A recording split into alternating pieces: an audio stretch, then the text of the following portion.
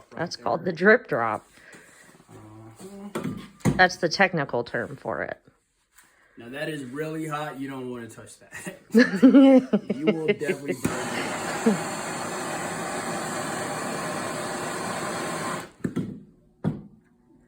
See how that's melting around there? Beautiful. Beautiful. Easy breezy. Uh-huh. If Maybelline was here, she would have said, that's easy breezy. She might be here. There she goes. She's behind the camera. There goes Maybelline. Someone get her. Now this could definitely look better if it wasn't upside down like this, but because this is what we have to work with, I'm just gonna try to kind of laminate it and finesse it around like that. Gorgeous. Now what we don't want is these this to build up to the point where it creates like a rocky hard texture. Gotta be smooth. Yep. Apply more heat to the joint.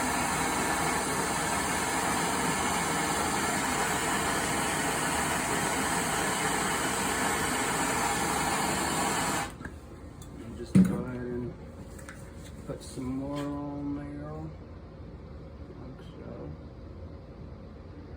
so. Nice. Now, No? no, I'm not done. I'm just, I'm gonna see if I can turn it sideways, so that way it's not dripping as much. You know what I mean? Mm-hmm. It smells good. Yeah. It's really hot too.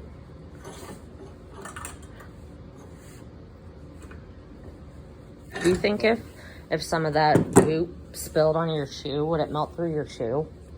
Absolutely would, but I'm wearing steel toes though, so this is made for stuff like that. Nice. It's made for the drip. Yep, it's made The drip for drop. drip.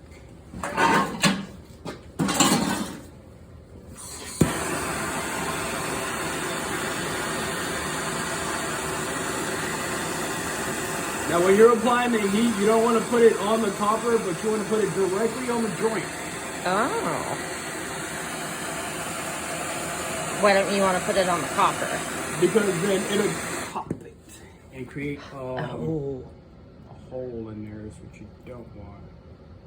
Oh, that is so satisfying. Yeah. Look at that. This is supposed to lock this joint with that copper. And get a little bit under it. Mm-hmm.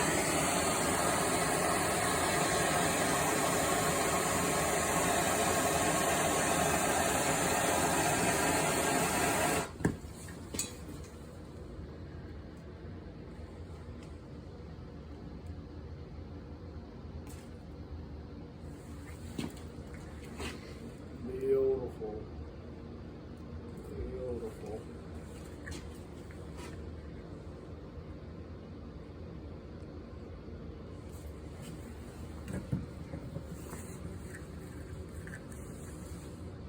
Now will you have to do the top part too? Now we have to do the top part. Yes. This is in the best position that it could be.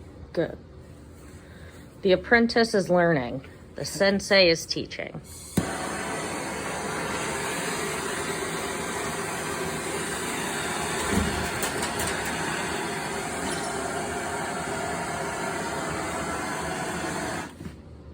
Same thing, just go all around. We could get that a little hotter. And that's what we'll do.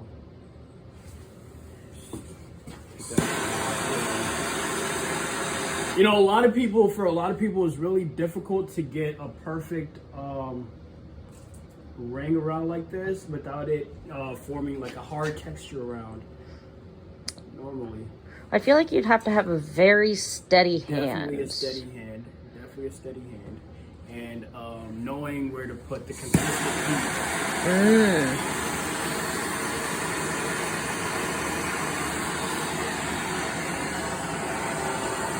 Look at that. Because when you apply, like, notice over here how that is all hardening up already. Yeah, yeah. And if I apply heat to that, it'll start to melt it and move it around. Because you don't want it to have a lump, right? Right, you don't want that lumpy lump.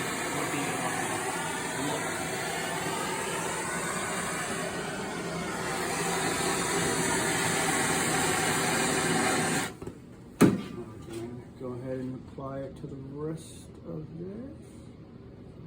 Like so, you see that lump? It's just so Oh, yeah. easy for the lump to be made. How quickly does it cool off once it falls? Like, obviously not the pipe, but the metal, liquid metal stuff, It dries pretty fast. Like this area right here that I already did, already dry. it's already pretty much dry. Unless I apply some more.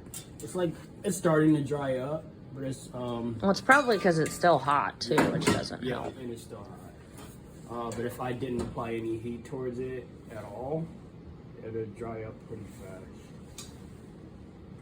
And honestly, the last part of this is just to do a water test, a water pressure Ooh, okay. test. Obviously, I'm not going to do it right now. But when I do attach everything to it, I'm going to do a water pressure test. That's cool. Yeah.